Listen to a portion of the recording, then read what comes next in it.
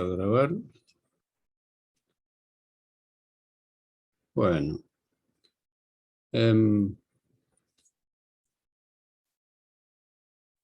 La última clase habíamos expuesto la problemática de la empresa en el marco de la doctrina del derecho comercial y nos quedaba ampliar un aspecto de la teoría de la empresa, tratando de explicar la postura de un autor en particular, Sergio Lepera, respecto del cual les hice llegar una copia de un texto escrito por él.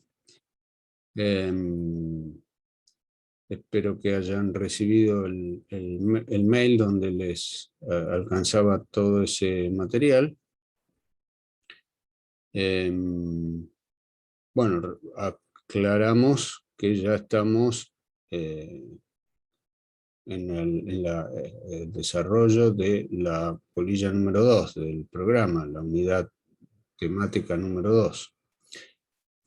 Bueno, vamos a terminar de desarrollar esa idea para continuar con la problemática de la empresa en el nuevo Código Civil y Comercial. Para esto vamos a compartir la pantalla.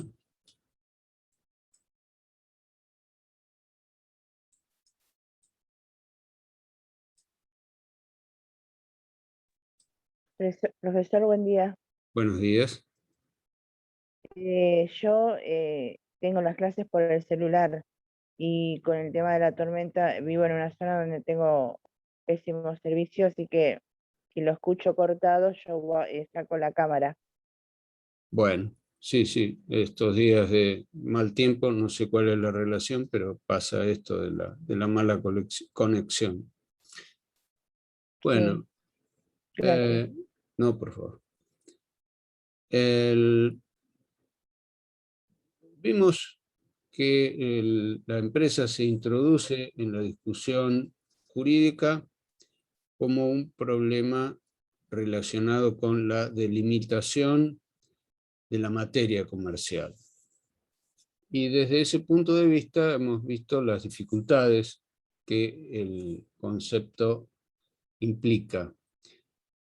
Por lo tanto, cuando termina su análisis, este autor que comentábamos, Sergio Lepera, se plantea la pregunta acerca de cuál es el futuro de la teoría de la empresa, o también dicho de otra manera, por qué ha seguido la doctrina hablando de la empresa, siendo que en alguna medida ese objetivo de la reflexión en cuanto a encontrar una delimitación de la materia comercial había tenido tantos tropiezos. Y bueno, él desarrolla este capítulo y voy a tratar de explicitar esas conclusiones según como yo las entiendo. Para esto tenemos que remontarnos al papel que juega la teoría jurídica, como, sobre todo en punto a la metodología, y para eso tenemos que recordar que cuando el intérprete, quien se encuentra frente a la necesidad de contestar la pregunta acerca de cuál es el estatus deóntico de una acción, el estatus deóntico significa cuál es la situación de normativa de una conducta frente a la pregunta de si está permitida, está prohibida o es obligatoria. La teoría jurídica ha aplicado siempre una metodología tendiente a la búsqueda de la fuente, lo que la teoría tradicional ha llamado el problema de las fuentes del derecho, encontrar cuáles son los enunciados que resuelven esa pregunta. En la práctica, la teoría utiliza lo que se conoce con el nombre de un recurso de acortar el árbol de posibilidades. No respondemos a la pregunta sobre la prohibición, la permisión o la obligatoriedad de una conducta analizando una por una las posibilidades, sino que la técnica se ha orientado hacia la búsqueda de caminos alternativos que pasen por acortar ese árbol de búsqueda. Dimos ejemplos de otras de otras circunstancias y otras situaciones donde se aplica el mismo mecanismo del acortamiento de la búsqueda. Por ejemplo, habíamos hablado de las palabras que aparecen escritas en la parte superior de las hojas de un diccionario o de la guía telefónica, que nos marcan el comienzo y el fin, según un orden alfabético, de los términos que van a estar incluidos en esa página, con lo cual, sin tener que recorrer uno por uno todos los elementos de la hoja, sabemos si lo que buscamos lo vamos a poder encontrar en la hoja o no. Bueno, en la ciencia jurídica, la técnica pasa por desarrollar lo que se llama una red un conjunto de redes semánticas. Esas redes semánticas son vocablos que nos orientan en esa búsqueda y los encontramos en los repertorios de jurisprudencia como índice, si en alguna oportunidad han tenido la posibilidad de hacer una búsqueda de un fallo dentro de una colección, como por ejemplo jurisprudencia argentina, el derecho o la ley, van a encontrar que el criterio de búsqueda pasa por utilizar una suerte de índice donde hay vocablos ordenados alfabéticamente que son descriptores de los contenidos que es probable encontrar. Esa grilla conceptual es el conjunto de redes semánticas. Desde ese punto de vista, la noción de empresa tiene una utilidad.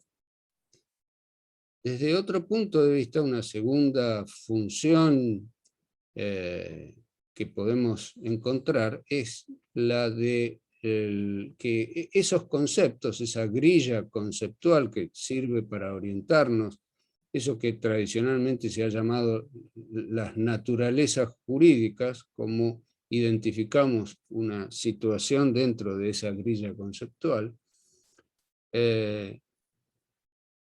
también tiene la utilidad de servirnos a la hora de pensar un problema.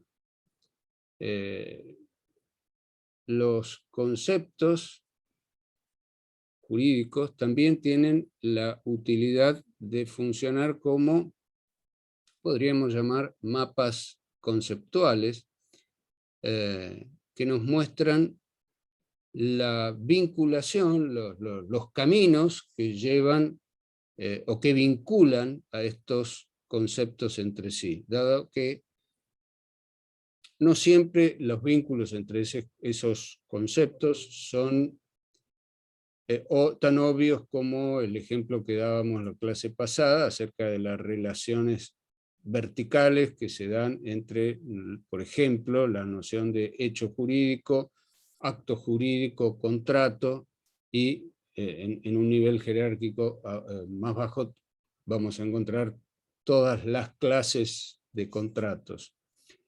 Desde ese punto de vista,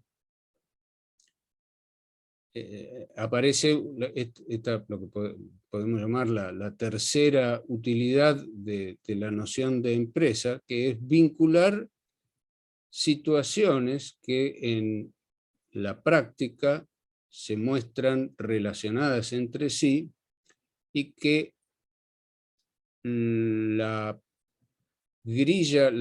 relaciones verticales, las relaciones de pertenencia a una clase, lo que podríamos llamar la relación es-un, o sea, la relación de ser miembro de una clase, que se utiliza en el método tradicional de las definiciones, tal como lo conocemos ya desde la época de Aristóteles, cuando Aristóteles definía al ser humano como animal racional, implicaba ubicar las categorías de conceptos y establecer las pertenencias de uno en otro.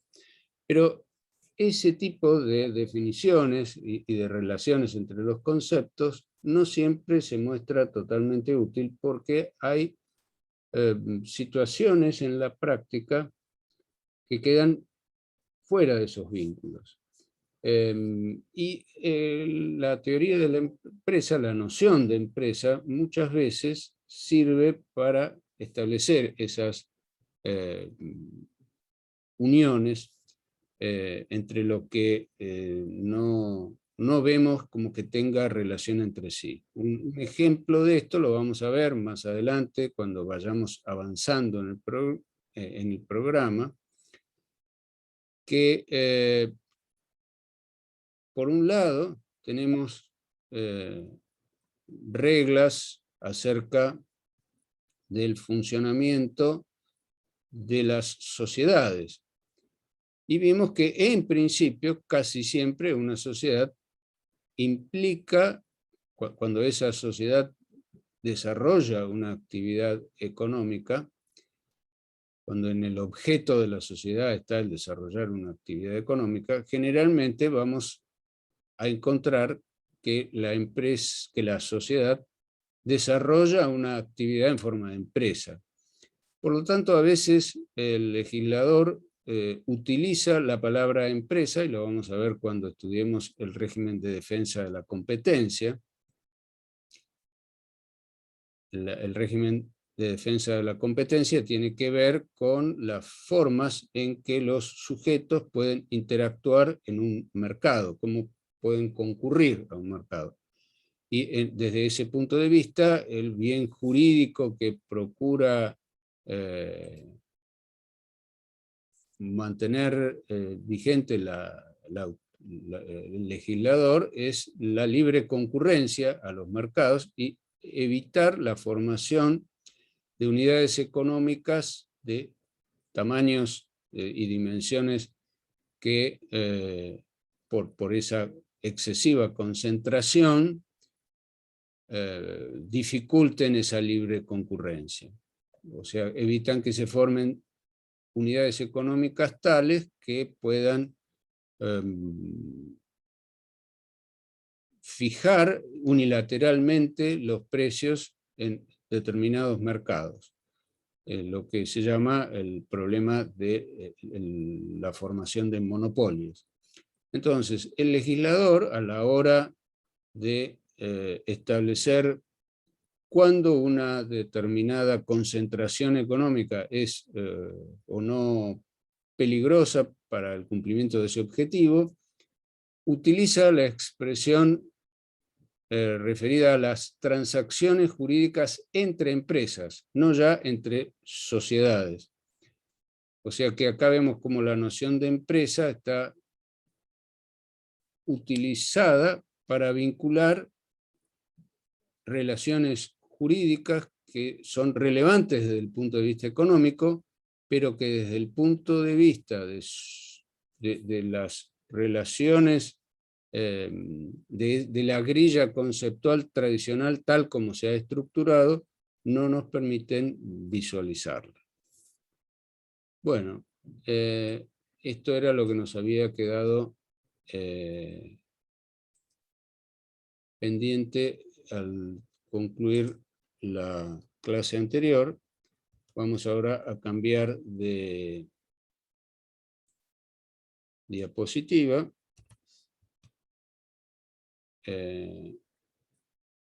Un segundo, por favor.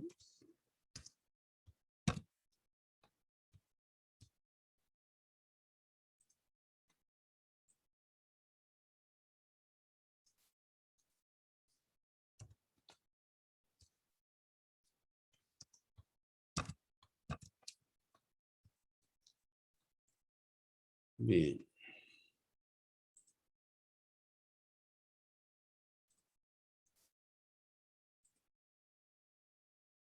Vamos a ver ahora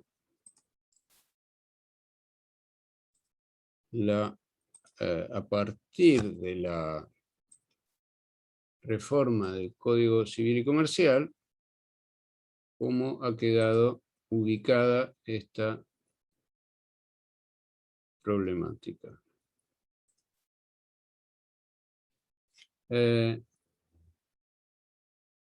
Sabemos, ya lo habíamos anticipado, que todo lo referido al comercio, la palabra comercio, la palabra comerciante, han desaparecido del nuevo Código Civil y Comercial. Los únicos sujetos que aparecen en la regulación del nuevo código son las personas, ya sea humanas o jurídicas. También ha desaparecido todo lo referido a la regulación del acto de comercio. La palabra, la noción, el concepto, la definición de acto de comercio, que estaba incluida en el artículo 8 del Código de Comercio, ha desaparecido, y sabemos que esta noción cumplía una doble función, porque por un lado determinaba quiénes eran los sujetos obligados a cumplir con las cargas propias de la profesión de comerciante, como era la teneduría de libros, y por otro lado, esto aparecía vinculado a la definición del artículo primero, en cuanto a quién se consideraba comerciante. La definición decía que será considerado comerciante quien realice actos de comercio en forma profesional y habitual. Por otro lado, la definición de acto de comercio servía para determinar en qué casos se aplicaba la ley comercial o en qué casos se aplicaba el Código Civil. Por ejemplo, con relación a una compraventa, la compraventa podía estar regida tanto en el Código Civil como en el Código de Comercio, y para saber cuándo se aplicaba una u otra, el artículo 8 definía cuándo una compraventa era comercial.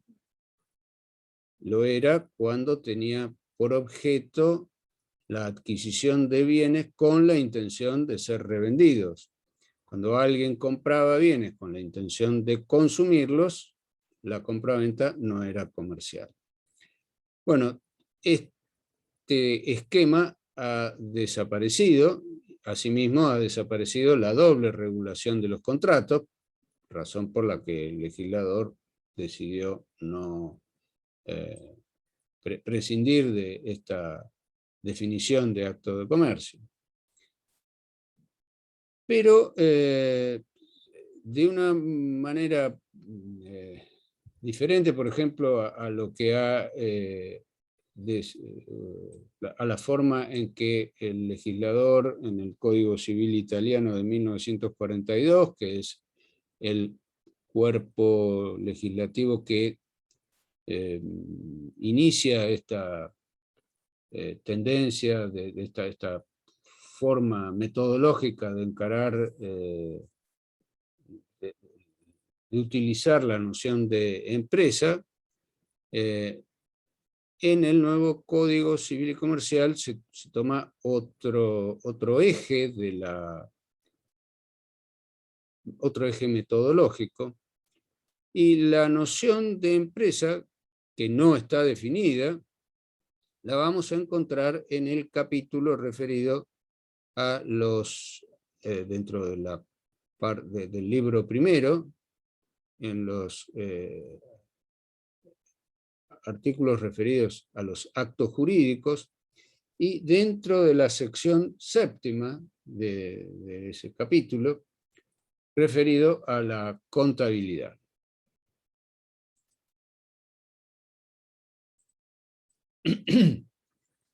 La definición que da el artículo 320 es la que aparece en esta diapositiva, que dice así: están obligadas a llevar contabilidad todas las personas jurídicas privadas y quienes realizan una actividad económica organizada o son titulares de una empresa o establecimiento comercial, industrial, agropecuario o de servicios. Cualquier otra persona, o sea, quienes no cumplan con estos requisitos de la actividad económica organizada, cualquier otra persona puede llevar contabilidad si solicita su inscripción y la habilitación de sus registros o la rubricación de los libros, como se establece en esta misma sección. La rúbrica se llama rúbrica de los libros a la individualización que se hace de los mismos. Cuando se solicita habilitar un libro físico, se va a la autoridad correspondiente, y la autoridad correspondiente pone un sello en la primera hoja que dice: este libro dedicado a tal tema, perteneciente a fulano de tal, persona humana o jurídica, consta de tantas hojas, pone una firma y luego se individualiza con un sello, firma, media firma, cada una de las hojas. Eso es lo que se conoce como rúbrica. Y para que los libros cumplan con las formalidades exigidas para aquellos a quienes se les obliga, y más precisamente, en lugar de decir se les obliga, tenemos que decir aquellos a quienes se les impone una carga, porque vamos a ver que el deber de llevar contabilidad no es técnicamente una obligación, aunque a veces se usa esa expresión en un sentido amplio, pero en un sentido específico no es una obligación, sino es una carga. Hay distintos tipos de deberes en el ordenamiento jurídico. Decimos que hay una obligación cuando hay alguien con la facultad de exigir su cumplimiento, y decimos que hay una carga cuando ese deber no puede ser exigido por nadie, sino que el deber, en caso de no ser cumplido, acarrea consecuencias negativas para aquel a quien se le había impuesto. Bueno, continúo con la lectura del segundo párrafo del artículo. Dice así: sin perjuicio de lo establecido en las leyes especiales, quedan excluidas de las obligaciones previstas en esta sección las personas humanas que desarrollan profesiones liberales o actividades agropecuarias y conexas no ejecutadas u organizadas en forma de empresa. Aclaramos, las actividades agropecuarias son lo que se conoce desde el punto de vista económico, actividades primarias. Están en el inicio de una cadena de producción. En la industria, en la medida que la industria implica modificación de bienes para agregarles un mayor valor, la modificación y elaboración de bienes supone la adquisición de o bien materias primas o bien de elementos que permiten elaborar, reelaborar o modificar esos bienes. En cambio, en las actividades agropecuarias no tenemos esas adquisiciones derivadas provenientes de otras compras. Por lo tanto, la actividad agropecuaria produce adquisiciones primarias. El productor obtiene bienes que no existían. De ahí el tratamiento diferenciado que tradicionalmente se le dio a la actividad agropecuaria. En la época de la doble regulación del derecho privado, la actividad agropecuaria estaba fuera del ámbito del derecho comercial, y acá el legislador ha mantenido esa política al establecer que no tiene la carga de llevar contabilidad ni los profesionales liberales ni las actividades agropecuarias y conexas, salvo, dice esta cláusula del artículo, cuando son organizadas en forma de empresa. Nuevamente acá aparece el criterio de vincular a la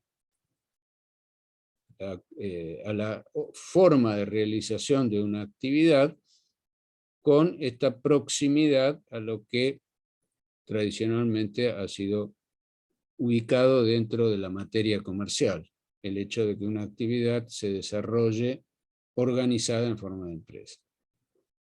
Continúo la lectura a partir de acá, dice el texto legal: se consideran conexas las actividades dirigidas a la transformación o a la enajenación de productos agropecuarios cuando están comprendidas en el ejercicio normal de tales actividades. También pueden ser eximidas de llevar contabilidad las actividades que por el volumen de su giro resulte inconveniente a sujetar a tales deberes según determine cada jurisdicción local. En el marco de la normativa del Código de Comercio se incluía dentro de la exhibición de la carga de llevar libros a las pequeñas unidades económicas, por ejemplo, un pequeño kiosco, en razón del volumen de su actividad, se los eximía de esa carga. Y esta disposición se ha venido a reiterar aquí en esta definición de empresa.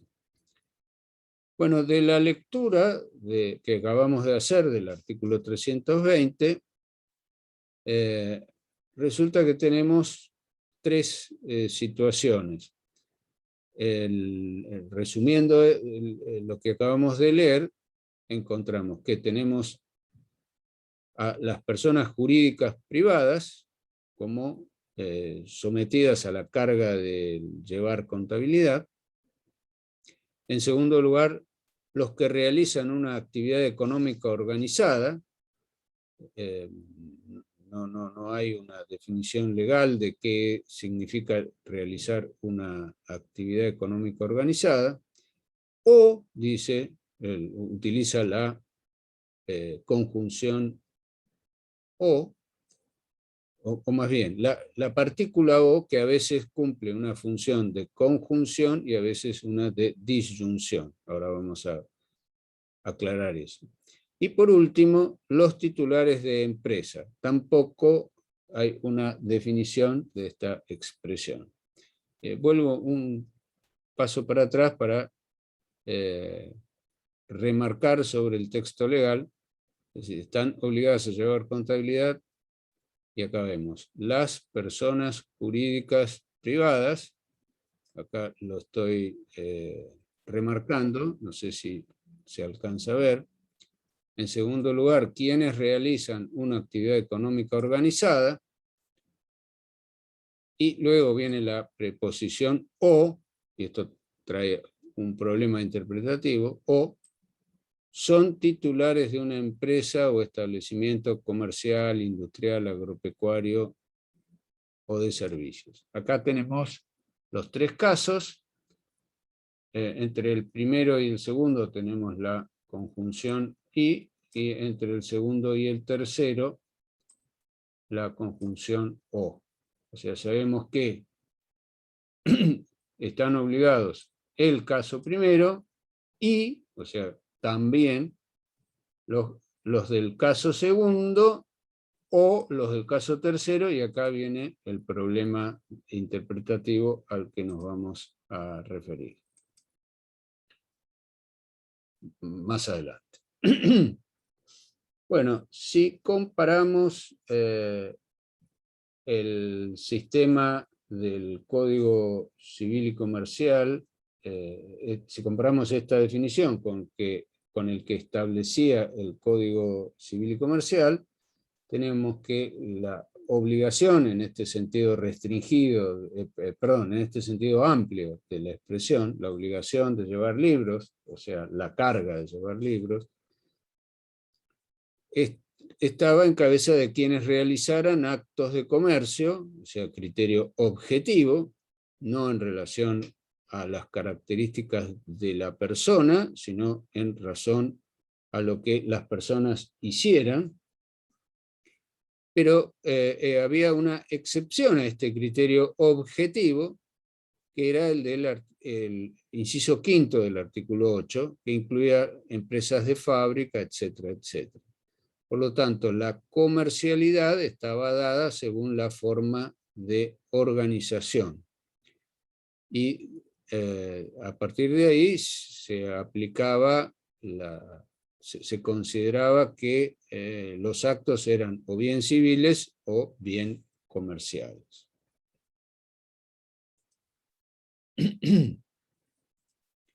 Vamos a tratar de ampliar un poco el origen. Vimos que el legislador no da ninguna pauta acerca de qué debemos entender por actividad económica organizada, pero es una expresión que tiene su historia y su trayectoria en la historia del derecho privado en Occidente. El origen de esta expresión, la expresión se torna relevante en el ámbito de la doctrina jurídica a partir de su utilización en el artículo 2082 del Código Civil italiano de 1942, que se utiliza no precisamente la palabra empresa, sino se define al empresario en el marco de la estructura metodológica, insisto, del Código Civil italiano de 1942, en el que se utilizaba esta expresión de una manera similar a la que lo utiliza en nuestro régimen legal la ley de contrato de trabajo, la ley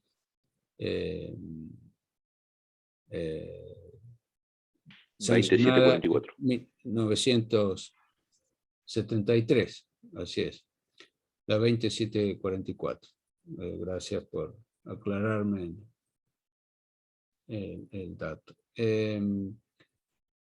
Y tenía por objeto determinar ¿quién era el sujeto de las... cuáles eran los roles en las relaciones laborales? Por un lado estaba el rol del empresario, que era aquel que realizaba una actividad económica organizada. Esta es la historia del término. Pero luego aparece una segunda, una tercera expresión, los que sean titulares de una empresa. Y en el segundo caso y el tercero aparecen vinculados por la partícula o. Entonces nos debemos preguntar, los casos B y C, los que en la diapositiva anterior identificábamos como casos B y C, o que corresponden a la segunda y tercera expresión que aparecen en el texto legal.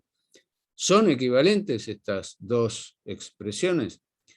Para eso tenemos que, o son dos situaciones diferentes que nos darían tres casos de sujetos obligados a llevar contabilidad. Bueno, la respuesta no es concluyente porque no vamos a tener una respuesta que cierre definitivamente, aclare definitivamente esta pregunta, porque la conjunción, la partícula o cumple distintas funciones en nuestro lenguaje. En algunos casos, la palabra, la expresión o cumple un rol excluyente. Cuando formulamos la pregunta, ¿vienes o te quedas?, que vemos acá en la diapositiva, estamos planteando dos alternativas, que o bien se da una o bien se da otra.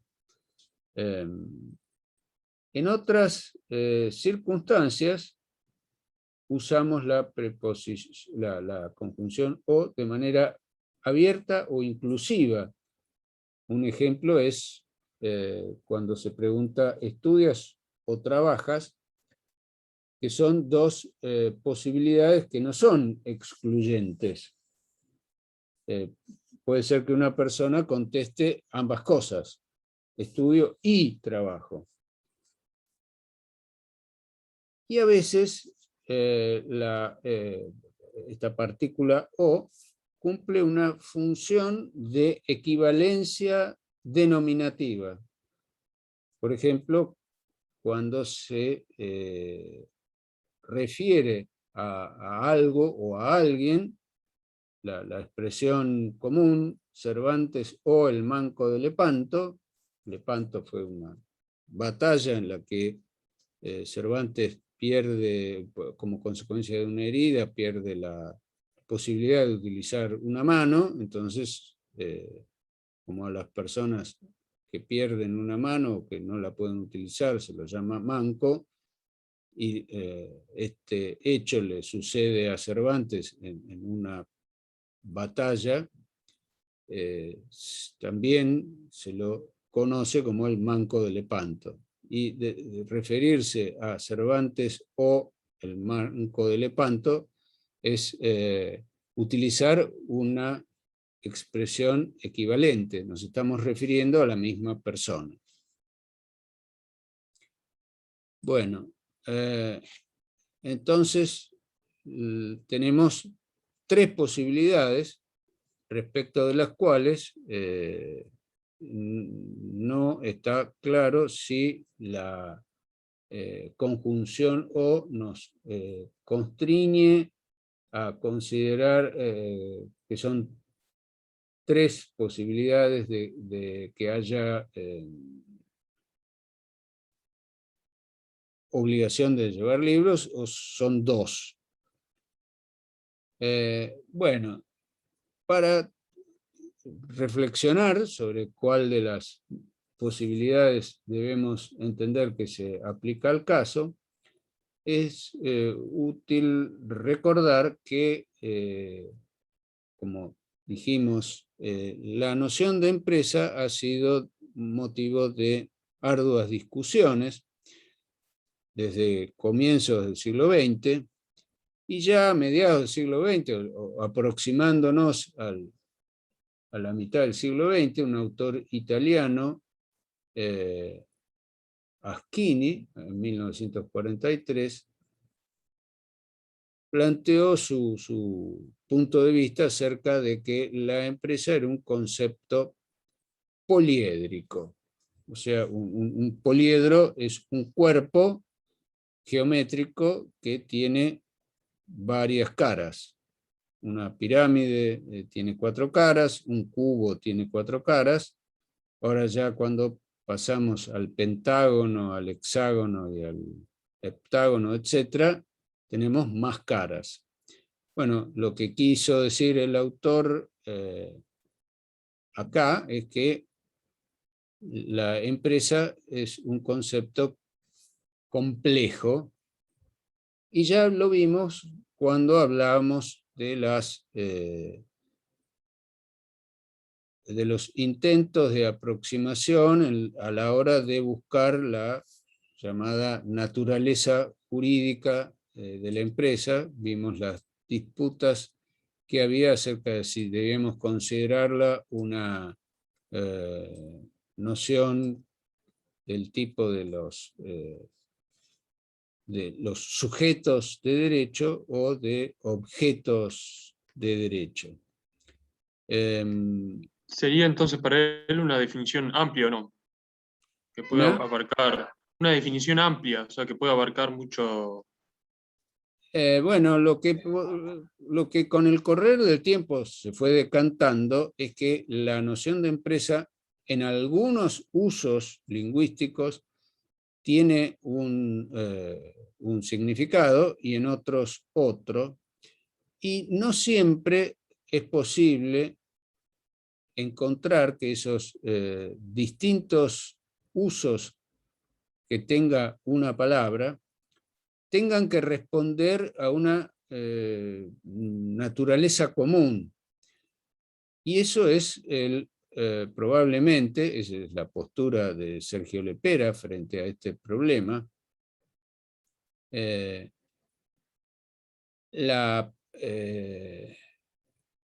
Esto es una cuestión que han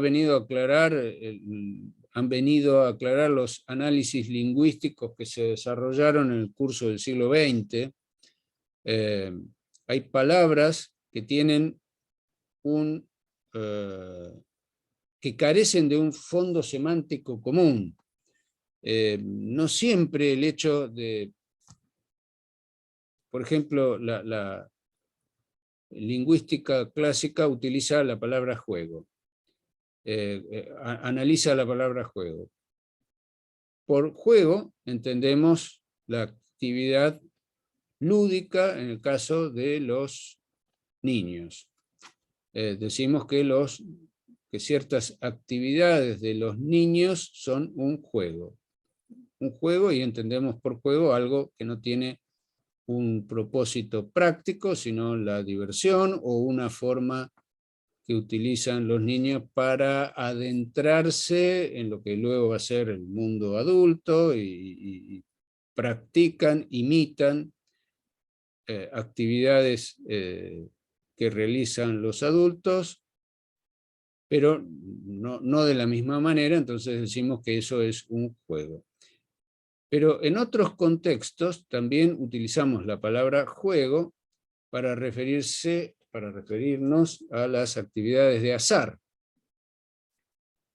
El casino, la lotería, ir a apostar en la lotería, decimos que es un juego de azar.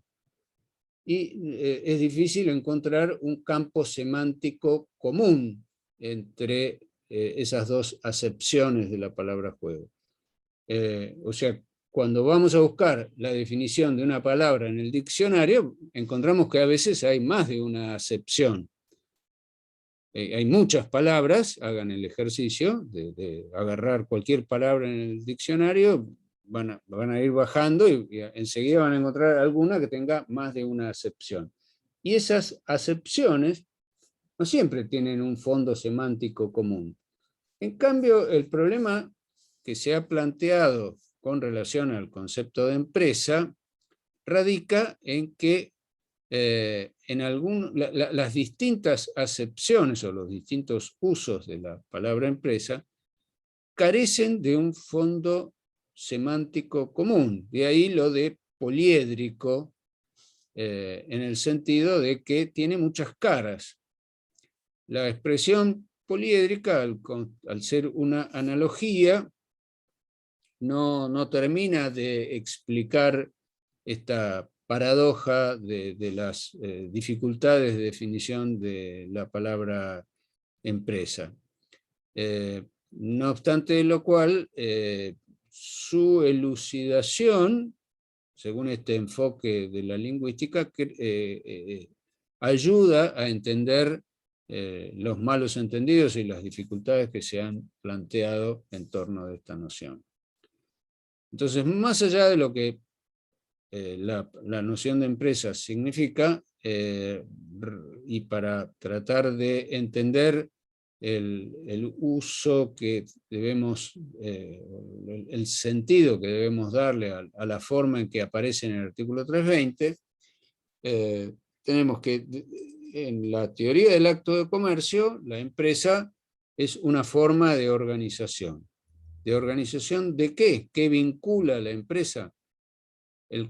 Una determinada concentración o adecuación de bienes de capital y de una organización superiores a lo que podemos llamar la escala unipersonal de desarrollo de una actividad económica. Hay un autor más reciente que hace que hace un análisis de este artículo y considera que cuando estamos frente a esas estructuras organizativas más precarias, los llama cuasi empresarios. Entonces, tenemos un continuo en términos de organización. ¿A qué podemos llamar organización? No cabe duda que la gran empresa reúne importantes medios de capital, y acá recordemos que desde el punto de vista económico se llama capital a aquellos activos. Ahora, dentro de poco vamos a adentrarnos en la problemática de la contabilidad. Ahora estamos empezando a analizar quiénes son los sujetos que deben llevar contabilidad. Luego vamos a ver en qué consiste la contabilidad. Y uno de los aspectos, de los primeros aspectos que vamos a ver en la contabilidad, es que la contabilidad, a la hora de la confección de un balance, distingue entre lo que se tiene y lo que se debe. Lo que se tiene son los activos, lo que se debe son los pasivos. Y desde el punto de vista de aquellos activos que constituyen capital en sentido económico, se habla de activos que tienen la capacidad de reproducir riqueza. O sea que son bienes que son introducidos a lo que se llama el rodeo productivo, dan como resultado un valor mayor que el que se tenía al comienzo de ese proceso. Eso es lo que entendemos por capital. Y según el tipo de actividad, el capital podrá ser una máquina o podrá ser una tecnología, una manera de hacer las cosas. También se habla de capital humano cuando lo que contribuye a la formación, a la creación de riqueza, es simplemente el conocimiento. Esto es lo que constituye el capital. Y la organización es la estructura humana, cuántas personas contribuyen a la realización de una actividad. Y acá vamos a ver distintos tipos de escalas de organizaciones. Cuando esa organización es muy sencilla, es mínima, hablamos de una escala unipersonal, y hablamos en el marco del Código de Comercio, hoy derogado, se hablaba del el comerciante individual, por oposición a aquel que realizaba su actividad en forma organizada como una empresa.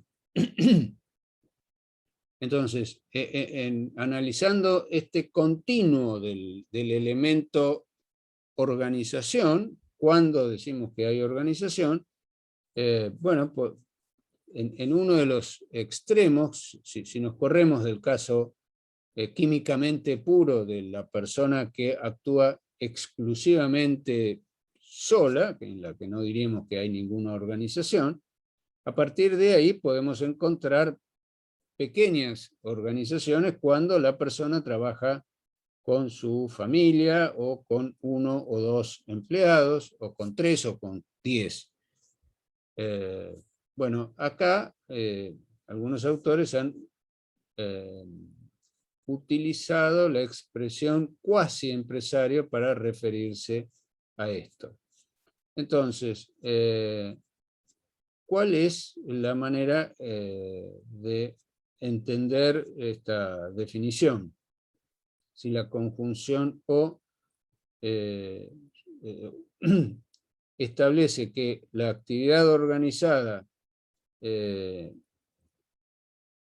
por un lado, y la titularidad de empresa por otro, son nociones excluyentes, o hay una equivalencia denominativa. Bueno, pues más allá de lo complejo que puede ser el intento de dilucidar esta cuestión, el resultado es que no encontramos consecuencias normativas diferentes, porque podemos seguir hablando mucho más acerca de si son dos, pues, si son categorías denominativas, si hay una equivalencia denominativa, o son la conjunción o cumple una función excluyente, y entonces son 3 casos de sujetos obligados a llevar contabilidad. Sean 2 o sean 3, las consecuencias normativas son las mismas. No hay una forma diferenciada de llevar contabilidad según que se sea titular de una empresa o que simplemente haya una actividad organizada. En todos los casos, las consecuencias normativas son las mismas. Los sujetos que están incluidos en el artículo 320 van a tener que cumplir la carga de llevar contabilidad en la forma que disponen los artículos siguientes, del 321 al 331, si no me equivoco. Ahora bien, tenemos el otro problema, el problema referido a la llamada materia comercial, respecto de la cual el nuevo código no dice nada. Entonces, es natural que nos preguntemos, bueno, no hablamos más de comercio desde el punto de vista del derecho privado, es irrelevante que haya comercio, que no haya comercio.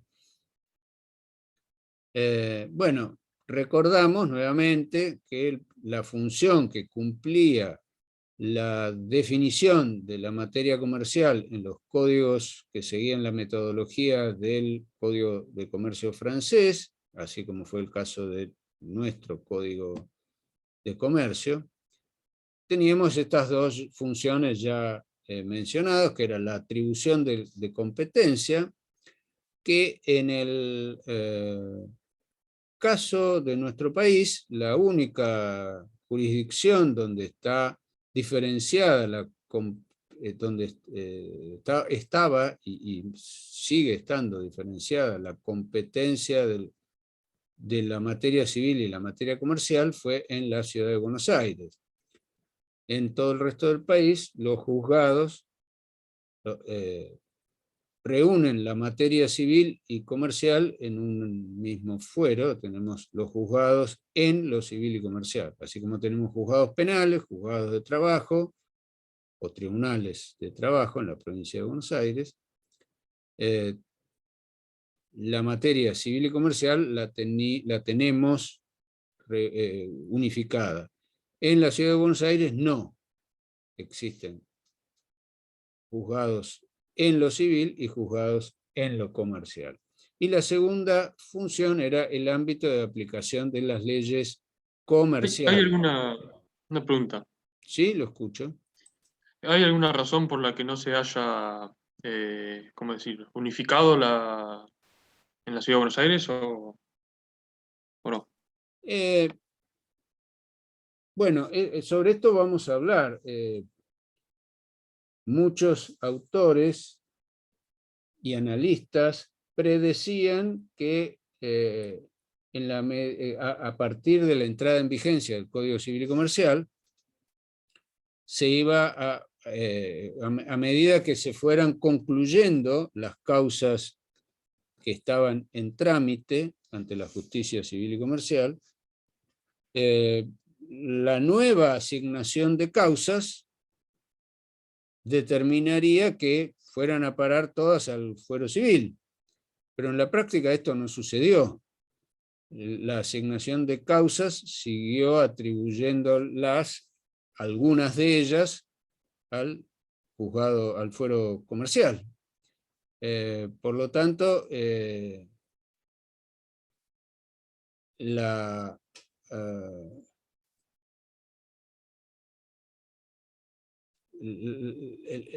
materia comercial, en términos prácticos, sigue existiendo. Lo que hay que ver es qué criterio utilizan los jueces ahora para determinar en la ciudad de Buenos Aires cuándo una causa corresponde a un fuero o a otro. Porque precisamente la cuestión ha quedado en esta zona de penumbra. Ahora volvemos sobre esto. Bueno, la segunda función de lo que llamábamos la materia comercial era la cuestión de la determinación de la aplicación de la ley de fondo. En cuanto a la atribución de competencia, no se dictaron nuevas leyes. En la ciudad de Buenos Aires sigue vigente la ley orgánica del Poder Judicial, que es el decreto ley 1285 del año 1958, que atribuye al fuero comercial las cuestiones regidas por las leyes comerciales. Así dice el texto vigente. Sobre esta materia, el codificador, los autores del proyecto de Código Civil y Comercial, explícitamente dicen que se abstienen de establecer ninguna solución respecto de la forma en que las provincias habrán de reglamentar esta cuestión. Y si bien las provincias, cuando entró en vigencia el nuevo Código Civil y Comercial, adoptaron algunas decisiones para adaptarse al nuevo Código Civil y Comercial, no se ha modificado el punto referido a la competencia de los tribunales. En particular, en la Ciudad de Buenos Aires no se ha dictado ninguna norma. Por lo tanto, a la hora de la definición de que cuando se inicia una demanda se deriva a un fuero o a otro, sigue regida por la ley, el decreto ley 1285 del 98, que alude a las leyes comerciales. Y entonces esto nos lleva a la pregunta de cuáles son las leyes comerciales. Bueno, por un lado tenemos que el nuevo Código Civil y Comercial refiere en el artículo 5 de la ley que pone en vigencia al Código Civil y Comercial. De la lectura podemos inferir que las leyes comerciales son al menos las que no fueron incorporadas al Código de Comercio. Cuando se deroga el Código de Comercio, no se derogan las leyes que se habían dictado y que ya habían quedado fuera del cuerpo sistemático. Profesor, se corta mucho. Perdón que lo interrumpa. ¿Sí? Se corta mucho el audio. Ah, sí, sí. Se cortó. El interés público esté comprometido. Yo lo escucho bien. Ahora ustedes, Tito. Yo lo Debe escucho ser bien. la conexión. Simplemente debe ser la conexión de ustedes. Bueno, están hablando todos, hay varios micrófonos abiertos y a la dificultad de la conexión se agrega que se mezclan. Voy a repetir lo que venía diciendo. Igual se le fue la pantalla. No, hay alguien que habla, pero no llego a escucharlo.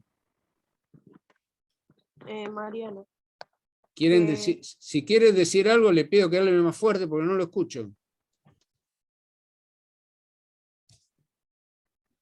Doctor, usted no tiene buena señal, por eso se entrecorta mucho el audio. Entiendo que se corta el audio, pero no los escucho, no sé qué me quieren decir.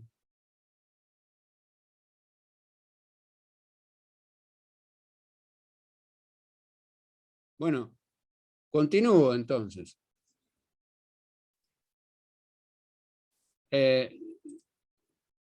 Decía que la expresión leyes comerciales estaba tratando de aclarar esta expresión. ¿Qué podemos entender por leyes comerciales hoy día? Y para eso recurría al artículo 5º de la ley de sanción del Código Civil y Comercial, la ley 26.994.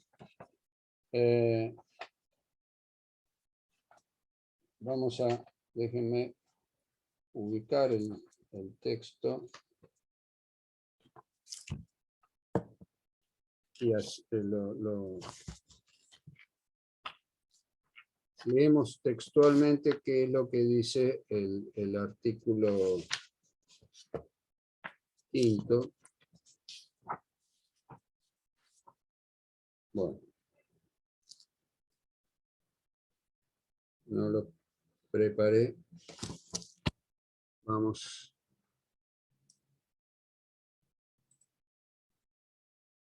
Permítanme un segundo que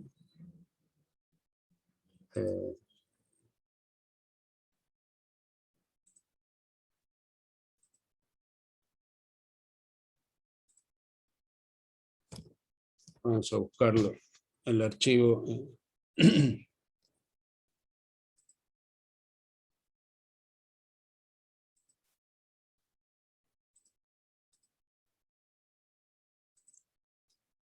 El artículo 5º se refiere a las leyes que siguen vigentes, que no habían sido incorporadas al Código Civil y Comercial.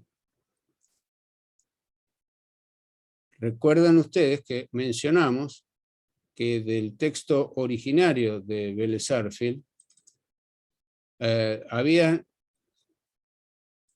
se habían desprendido una gran cantidad de materias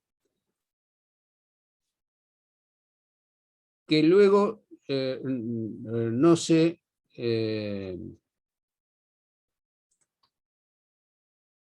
incorporaron sistemáticamente al articulado del código. Acá tengo la... Ahora vamos a compartir el texto del artículo 5º de la ley 26.994. Acá lo tenemos a la vista. ¿Lo pueden visualizar? Sí, profe. Sí, se puede Bien. ver ahora.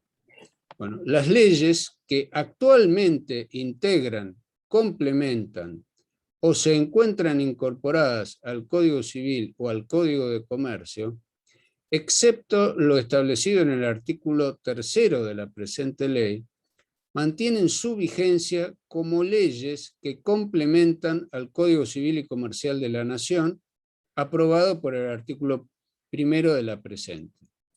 El artículo 3º se refiere a leyes que expresamente son derogadas. O sea, se derogan los códigos, se derogan algunas leyes en particular, que se identifican en el artículo 3º, y en el artículo 5º se dice, las que no fueron derogadas explícitamente siguen vigentes. ¿Y cuáles fueron las leyes, las llamadas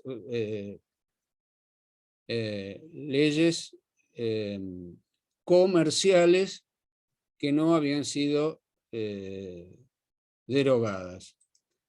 Bueno, sin duda tenemos, por ejemplo, la ley de sociedades, la ley 19.550, es un ejemplo de una materia que había estado incluida dentro del Código de Comercio, dentro del texto original, del código que redactaron Vélez Sarsfield y Acevedo. Profe, se cortó lo último que dijo. Que Sí, profesor, se cortó y mucho. estaba diciendo que dentro de las materias que fueron derogadas del Código de Comercio estaban la ley de sociedades, la ley de quiebras, luego fueron incorporadas otras, como la ley de prenda con registro, para mencionar solamente algunas. Luego, otra que me viene a la memoria es la ley de transferencia de fondos de comercio, que fueron leyes que nunca estuvieron sistemáticamente incorporadas al texto del Código de Comercio y que siempre se consideraron leyes comerciales. Entonces, acá tenemos un ejemplo de qué podemos entender por leyes comerciales, que podrían ser aquellas que no habían sido incorporadas al Código de Comercio y que, según el artículo 5 de la Ley 26.994, siguen vigentes. ¿Se entendió la idea pese a los cortes? Sí, profesor. Bueno, entonces, tenemos que preguntarnos, ¿sigue habiendo cuestiones comerciales en el Código Civil y Comercial? Bueno, de hecho, la jurisprudencia, los jueces, siguen recibiendo causas que consideran que son competencia del fuero comercial. Por una o por otra razón, así funciona. Entonces, cabe formularnos una nueva pregunta. ¿Debemos considerar que dentro del articulado del Código Civil y Comercial subsisten normas comerciales en un sentido sustancial? Bueno, cuando se ha discutido la competencia de los jueces comerciales, cuando empezaron a aparecer las primeras causas que eran presentadas ante los jueces comerciales, muchos jueces argumentaban en un sentido que podríamos llamar ontológico, y que responde a una vieja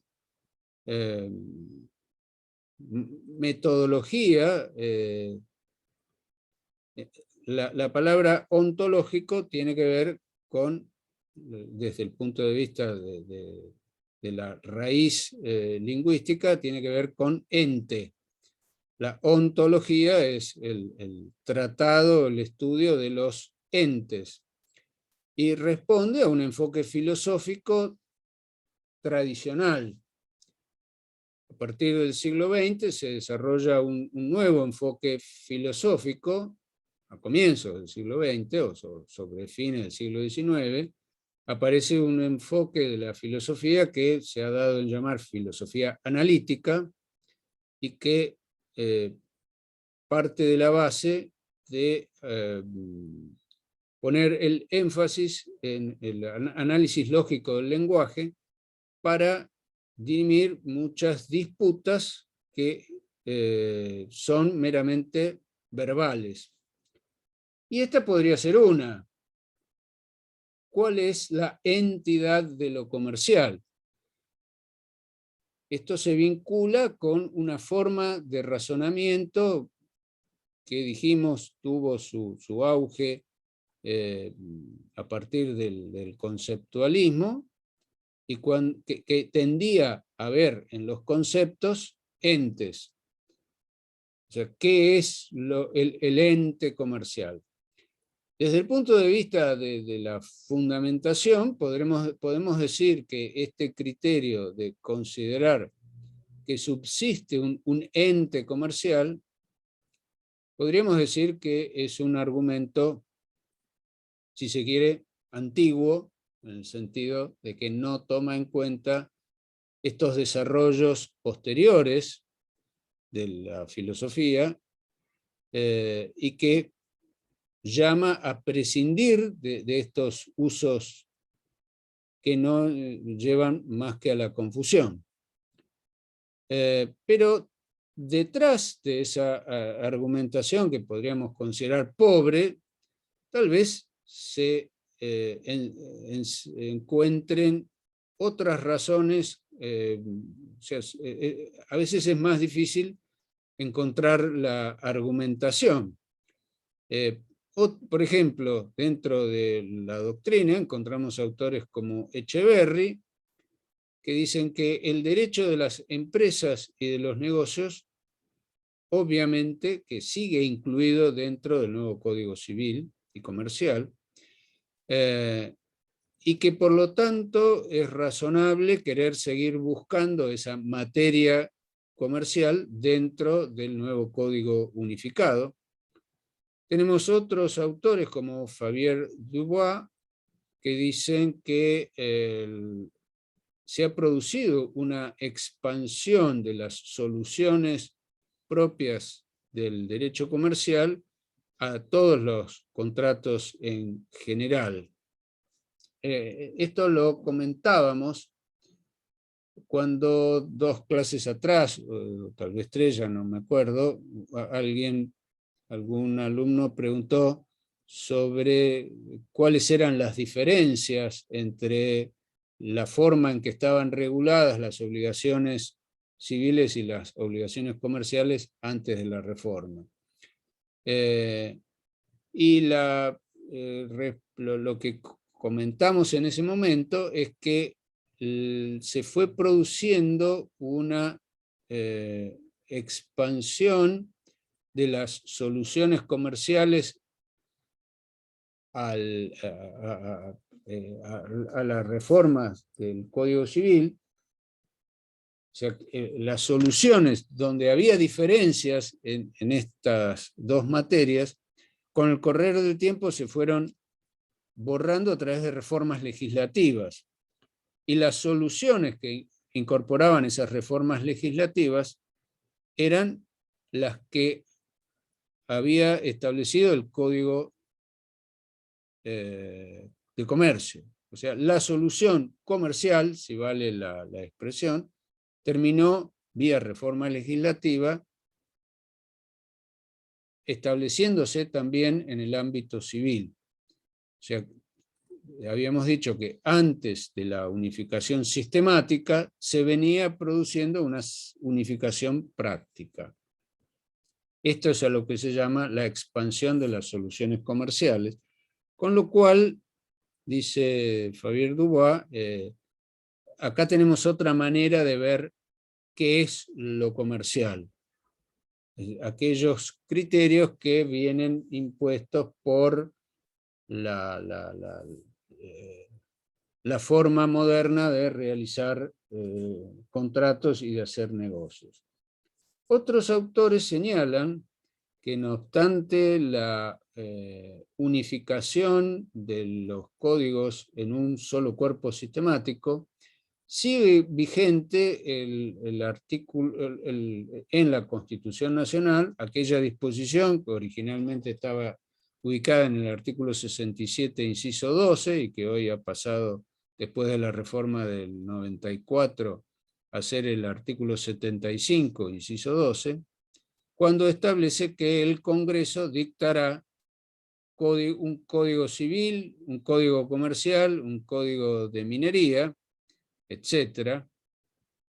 Bueno, dicen estos autores, desde el punto de vista constitucional, si bien hoy tenemos un código único que reúne dos materias, esas dos materias siguen constituyendo materias diferentes. Entonces, a la pregunta acerca de si subsiste el derecho comercial, la reflexión que cabe hacer es que si en lugar de preguntarnos por la esencia, no es mejor preguntarnos por la definición. O sea, el problema no pasa por la búsqueda de entes, sino por entender la forma en que usamos las palabras. Entonces, ¿cómo definiríamos la expresión comercial? Bueno, el problema es que es más complejo si partimos de la base de que no hay una única manera de definir. Tenemos las definiciones por género próximo y diferencia específica, por un lado, y por otro lado tenemos otra forma de definir, que son las definiciones enumerativas. Definimos por género próximo y diferencia específica cuando decimos que un contrato es un acto jurídico de contenido patrimonial. En otros casos utilizamos lo que se llama el método ostentativo, que es decir, cuando utilizo un término, estoy incluyendo a este, y a este, y a este, y a este otro. Estas distintas formas de definición dejan un espacio para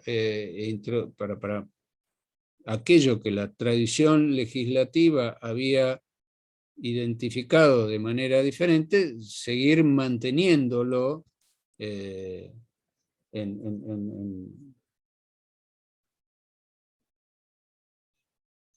el hoy día. Entonces, si queremos preguntarnos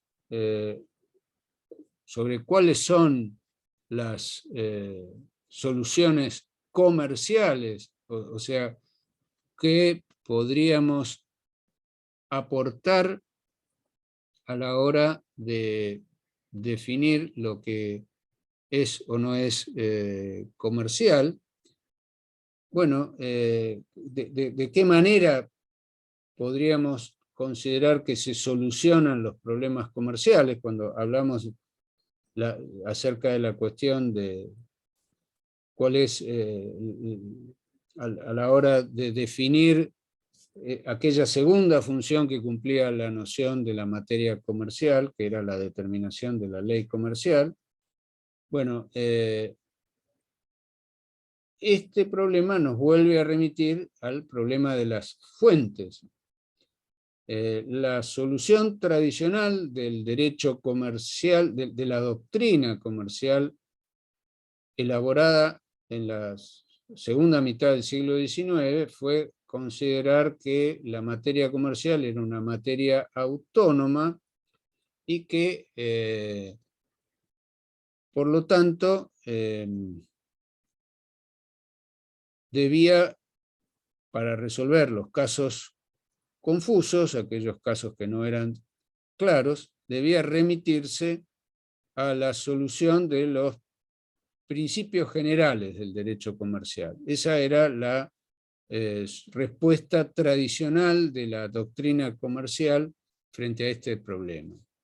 Hoy, ¿cuáles son las normas que tenemos vigentes? Bueno, el artículo 1 del Código Civil y Comercial vamos a visualizar estos tres primeros artículos, el 1, el 2 y el 3, el primero que se refiere a la ley, los usos y costumbres, la Constitución, los tratados de derechos humanos, el segundo a la interpretación por palabras, leyes análogas, tratados de derechos humanos, principios y valores jurídicos.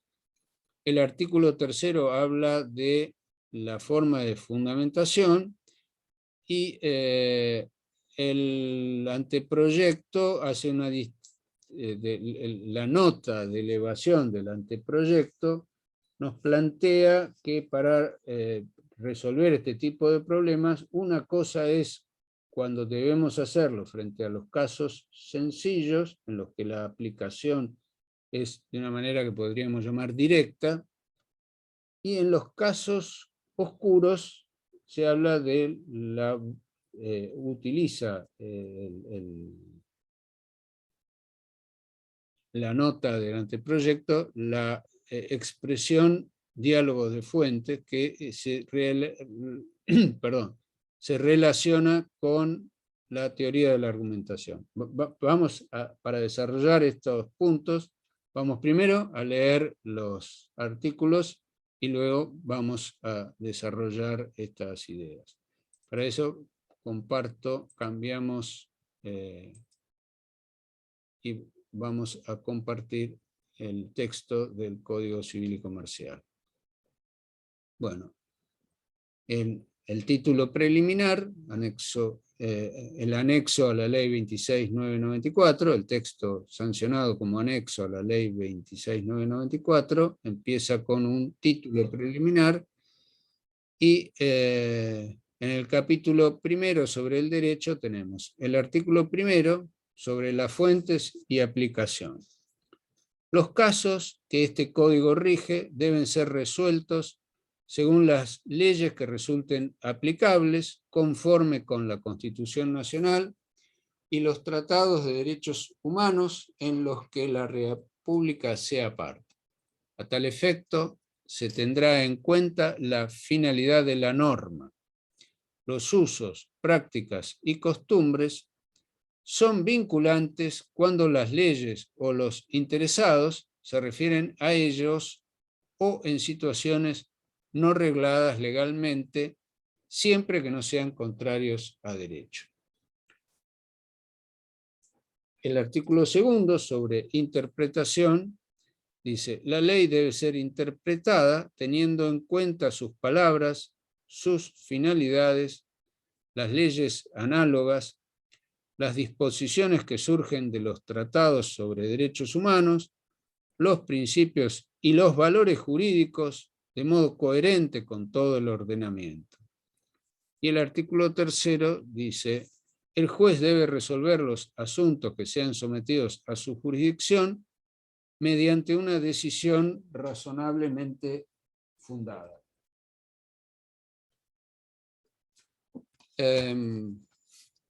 Bueno, acá tenemos entonces los tres textos legales que definen esta cuestión.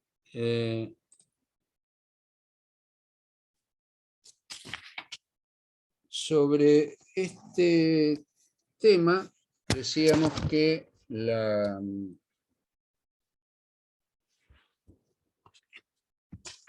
comisión que se encargó de la redacción del texto legal elaboró un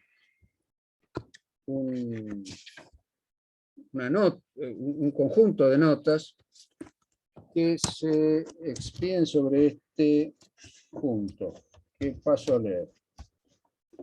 Con relación al problema de las fuentes, dice que los casos deben ser resueltos conforme a un sistema de fuentes. Esto, insisto, no es un texto legal, sino son aclaraciones de los autores del texto legal. Se destaca en primer lugar a la ley, porque de lo contrario aparecen sentencias que no aplican la ley o se apartan de ella sin declarar su inconstitucionalidad, siendo esta una decisión contra legem, que origina litigiosidad innecesaria. La aplicación de la ley significa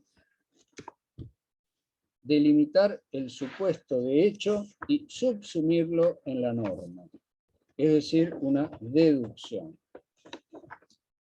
De todos modos, queda clara y explícita en la norma que la interpretación debe recurrir a todo el sistema de fuentes.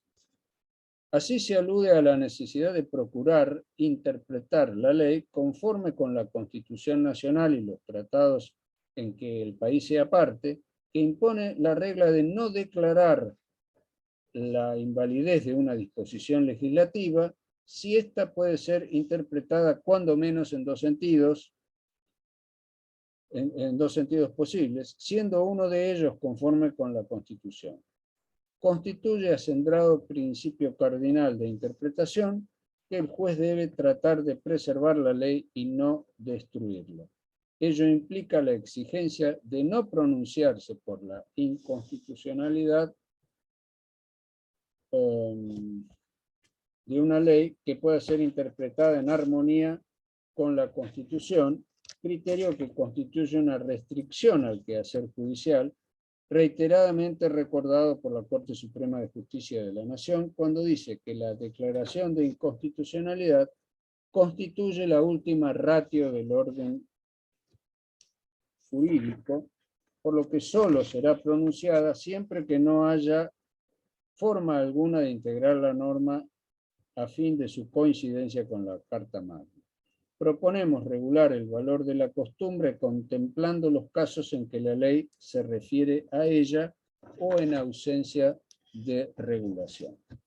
En cuanto a reglas de interpretación, dice, se propone incorporar un artículo relacionado con reglas de interpretación a fin de aportar coherencia con el sistema de fuentes. De conformidad con lo que señala la mayoría de la doctrina, la decisión jurídica comienza por las palabras de la ley. También incluimos sus finalidades, con lo cual dejamos de lado la referencia a la intención del legislador. De este modo, la tarea no se limita a la intención histórica u originalista, sino que se permite una consideración de las finalidades objetivas del texto en el momento de su aplicación. Se mencionan las leyes análogas, que tradicionalmente han sido tratadas como fuente, y aquí se las incluye como criterio de interpretación para dar libertad al juez en los diferentes casos. Ello tiene particular importancia en supuestos en los que puede haber discrepancias entre la ley análoga y la costumbre, como sucede en el ámbito de los contratos comerciales. Se hace una referencia al ordenamiento jurídico, lo que permite superar la limitación derivada de una interpretación meramente exegética y dar facultades al juez para recurrir a las fuentes disponibles en todo sistema. Ello es conforme con la jurisprudencia de la Corte Suprema de Justicia de la Nación, en cuanto afirma que la interpretación debe partir de las palabras de la ley, pero debe ser armónica, conformando una norma con el contenido de las demás, pues sus distintas partes forman una unidad coherente y que en la inteligencia de sus cláusulas debe cuidarse de no alterar el equilibrio del conjunto. También deben tenerse en cuenta los conceptos jurídicos indeterminados que surgen de los principios y valores, los cuales no solo tienen un carácter supletorio, sino que son normas de integración y de control axiológico. Esta solución es coherente con la jurisprudencia de la Corte, que reiteradamente ha hecho uso de los principios que informan el ordenamiento y ha descalificado decisiones manifiestamente contrarias a valores jurídicos.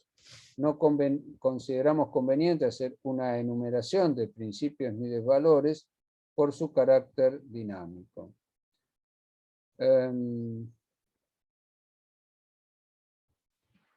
Y dice, finalmente se regula la obligación de decidir, que está dirigida a los jueces conforme con la tradición de nuestro Código Civil. Se agrega que la decisión debe ser razonable, es decir, fundada, lo cual se ajusta a lo que surge de la doctrina de la arbitrariedad de las sentencias.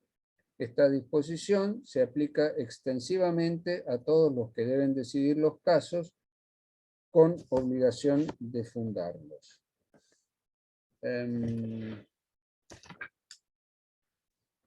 Bueno, y finalmente está esta referencia a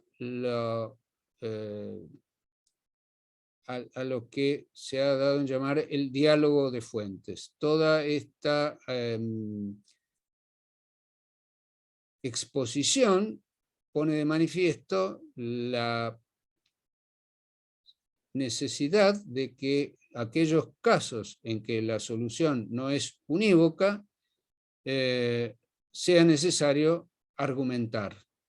Y hay una corriente, todo este desarrollo parece encuadrar con una corriente interpretativa que sostiene que estos casos no se solucionan de manera exclusivamente subjetiva, sino que el intérprete debe realizar una ponderación. Ponderación significa asignar roles, asignar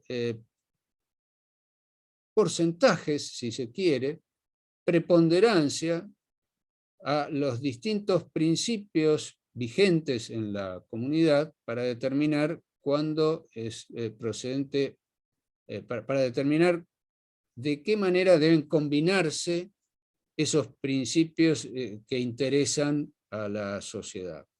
Sería como darle más importancia a otros que a unos. Exacto, un problema de importancia. En el fondo, esta teoría de la argumentación jurídica supone que el intérprete debe dar razones en función de esa importancia, de cómo acomoda los principios y los valores en función de esa importancia. Bueno, y todo esto, ¿qué conclusión nos permite, a qué conclusión nos permite arribar sobre esta cuestión de la subsistencia de la comercialidad? Bueno,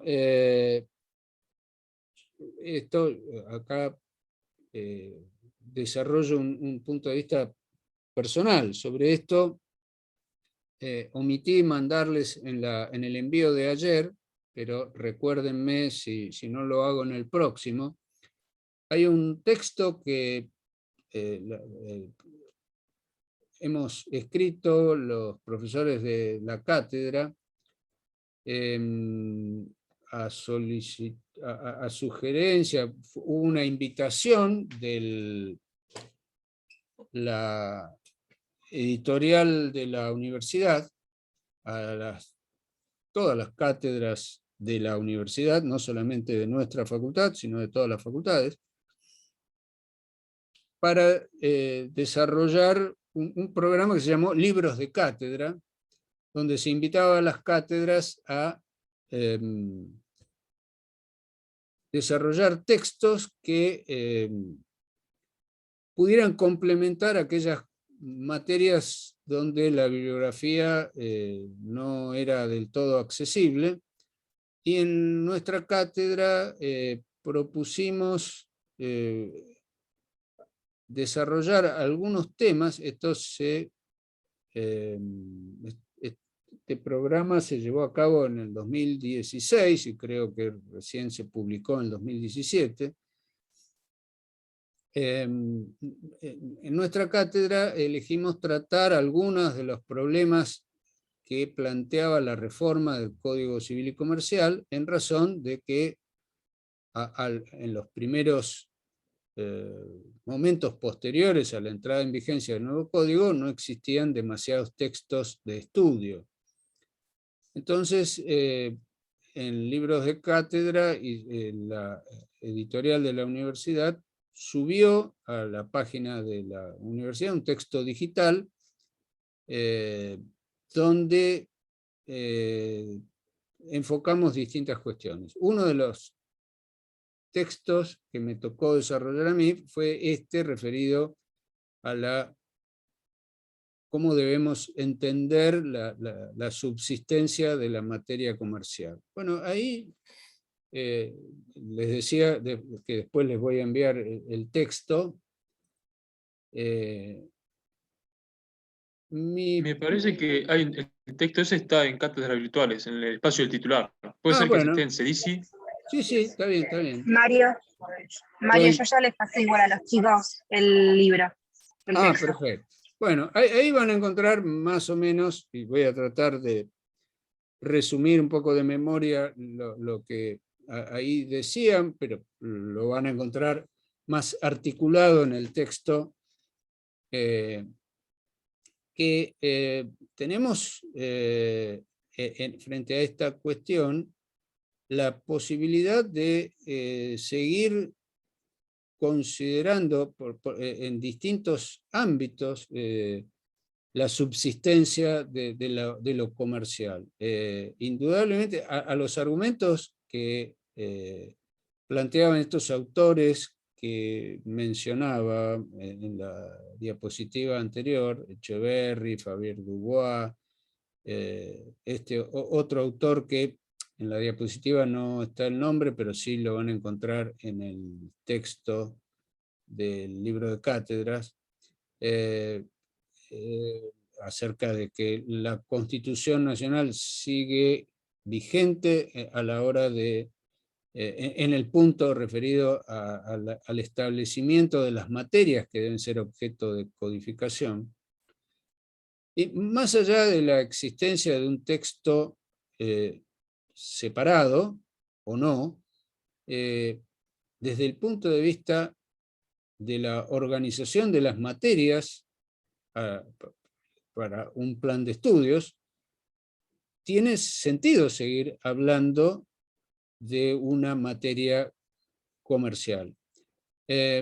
No necesariamente esa materia comercial tiene que tener criterios de solución diferenciados de los civiles, puesto que en la práctica y en el desarrollo de la historia de esta materia, hemos visto cómo las soluciones más prácticas son las que tienden a prevalecer.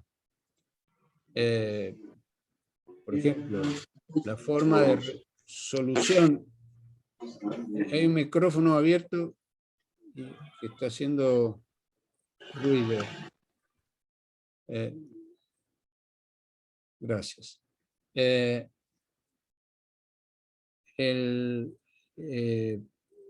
Entonces, desde el punto de vista de la división de materias, sea cual sea el nombre, el plan de estudios adoptado por la facultad a partir de la vigencia del nuevo código, sigue incluyendo una rama separada de estudios, la ha titulado Derecho Privado 4, y desde ese punto de vista de la división de materias se han reunido cuestiones que desde el punto de vista de la tradición son aquellas que se desarrollaron a partir del desarrollo del comercio en la sociedad de la Baja Edad Media, y esas materias sigue teniendo utilidad explicarlas y analizarlas en conjunto, con lo cual tenemos en algún sentido la subsistencia de una materia comercial. Y a la hora de buscarle soluciones, en esa expresión que utiliza la comisión, que utilizó la comisión cuando habla del diálogo de fuentes, bueno, la vinculación, la relación, el relacionamiento de cuestiones que desde el punto de vista de su funcionamiento en la práctica, llevan a que el mundo de los negocios desarrolle aspectos, criterios propios que siguen teniendo sentido desde el punto de vista de su explicación separada.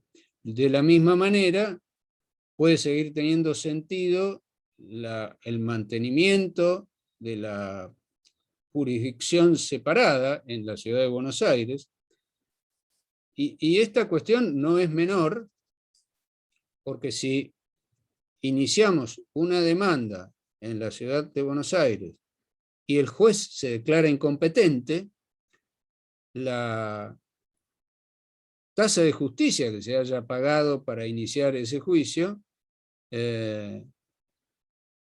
la habremos perdido, y nuestro cliente nos va a efectuar un reclamo en razón de que le hicimos gastar dinero en la iniciación de un proceso ante el tribunal equivocado. De manera que esta cuestión no es una cuestión menor. En la provincia de Buenos Aires tiene una... no existe ese problema, pero sí en la ciudad de Buenos Aires. Entonces, argumentar acerca de por qué una cuestión corresponde ser atribuida al fuero comercial o al fuero civil sigue siendo un problema altamente relevante en esos casos. Bueno, no sé si hay alguna cuestión que quieran ampliar de lo que llevamos, de lo que hemos desarrollado en el día de hoy, o algún otro tema que les haya quedado la preocupación. Mario, antes de finalizar la clase, le queríamos contar a los chicos que hoy, durante el transcurso del día, le vamos a mandar con Mary los grupos y las pautas de lo que sería el primer trabajo práctico, ya que, como dijo Mario, hoy se finalizó con la unidad número 1. Así que, bueno, que estén atentos al grupo de WhatsApp, que le vamos a mandar toda la información por ahí. Bueno, perfecto. Les reitero el propósito de reflexionar sobre esas preguntas es plantearse ustedes mismos las dudas y la conveniencia de ir a buscar en la bibliografía, en las grabaciones de las clases, en las diapositivas, tratar de buscar la respuesta, para lo cual y para aprovechar esas reflexiones, creo que es sumamente útil el hecho de que las discutan entre ustedes.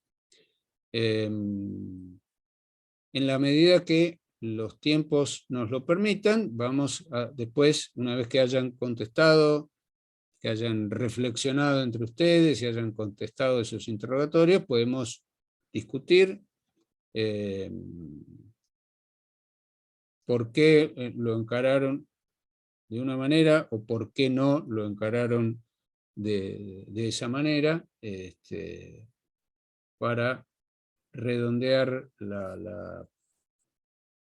el aprendizaje en estos temas. ¿Alguna otra inquietud? ¿Quieren compartir. Yo, doctor, le había enviado un mail que veo que no había entendido. Sí. Era un simple comentario, porque en la página del titular hay un link que dice bibliografía sobre seguros. Usted lo abre, hay un drive, y hay un archivo que es póliza de seguro. Y simplemente le mencionaba que si bien uno a la vista lo ve como tapado, esos datos que figuran, o sea, se pueden vulnerar muy fácilmente. No, Y está lo bien, que le quería pero decir, por ejemplo, para taparlo, es mejor, por ahí es más básico, pero es tenerlo impreso, borrarlo con un liquid paper y después subirlo. Porque con la tecnología, por eso yo le marqué está bien, que se pero le pueden aclaro, copiar. le aclaro por qué yo no entendía de qué me estaba hablando, porque eso yo no lo subí y no sé cuál es ese documento. No lo subí yo. Por lo No, es tanto, del material de la parte titular. Claro, Pero Maximiliano, mandé a usted porque es nuestro profesor. en ese caso te tendrías que, todas las dudas que concurren a la parte de, digamos, titular, hacelas a la parte titular porque eso es algo que a nosotros nos excede. Fíjate si puedes conseguir algún correo de la titular, o incluso se puede mandar un mensaje a través de cátedras virtuales a ella. sí, Bien, perfecto. hay una Sí, era cuestión. más que nada para que lo tengan en cuenta. Está bien, gracias. No, le agradezco, pero el funcionamiento de las cátedras virtuales es individual. Yo no puedo visualizar los contenidos o no puedo modificar los contenidos de lo que sube desde... Yo manejo solamente los de la comisión mía, entonces relacioné el comentario suyo con el material que yo le había enviado y dentro de ese material no había nada relacionado con seguros, entonces no entendía cuál era cómo se Está podía bien. haber metido esa información que no sé cuál es. Igual esos datos, perdón, ¿no? Igual esos datos puede ser fantasía, porque en Procesal, por ejemplo, se usan datos que parecen fehacientes y en realidad son inventados para la tarea o el trabajo a presentar. Sí, puede ser también, puede ser. Sí. No, la verdad que no sé a qué, cuál es el origen de esa información que aparece ahí. Bueno, ¿alguna otra cuestión? Bueno, vamos a dar por terminado acá, nos faltan, tenemos Profe, sí. las filminas que tuvimos hoy en clase las va a subir en estos días o hoy lo va a subir porque yo hay dos capturas que no pude hacer. Sí, yo siempre se las envío. Siempre Ok, se las envío, bueno, sí. gracias, Generalmente profesor. las envío después porque a veces a último momento les voy haciendo algún agregado, Bueno, encuentro alguna. Entonces espero a terminar y se las envío. Y si en algún momento se me pasa, me olvido, que puede suceder, les pido que me lo recuerden y se las mando por correo electrónico. Bueno, perfecto. en estos Muchas minutos ya gracias. nos queda muy poco. Profesor, Sí, ¿me puedo hacer una consulta? Gracias. Hasta luego. Gracias, Porque, profe. no entendí si alguien... Ahí, yo, Noelia. ¿Me escuchan? Sí, ¿qué me quiere decir? Que si no le molesta que yo le mando un mail desde mi mail, porque me llegan los mails a correo no deseado a mí, de usted. O sea, si yo no me fijo en el spam, no los encuentro. Para poder guardar, para que me quede registrada su correo a mí en mi correo y que cuando usted me mande mails me lleguen a la bandeja de entrada. Sí, no hay problema. Sí, listo. Ahora en un ratito, cuando me vuelva mejor la señal. le Eso mando. les quería aclarar también que puede ser que los PowerPoint que envíe Mario le lleguen a la casilla de correo no deseado. Así que Claro, revisen porque ahí. yo pregunté de las clases y me dijeron que ya las habían mandado, y cuando empecé a revisar mi correo en spam, los tenía en spam. Y cuando quise guardar en mis contactos el correo de ustedes, me dijo que tenía que yo enviar un mail para que me quede registrado y así poder guardarlo. Sí, eso debe depender de cada servidor, tiene sus propios mecanismos para determinar cuando un correo viene con muchos destinatarios, es común que el servidor asuma que es publicidad. Entonces, Claro, para mí que es por eso, así que yo lo que voy a hacer ahora es enviarle un correo para poder Bueno. yo guardar en mis contactos el correo y que no me llegue spam. de acuerdo, quedamos así, ¿cómo no? Gracias. No, por favor. Bueno, nos vemos Buen día, profesor. Muchas Profesor. gracias.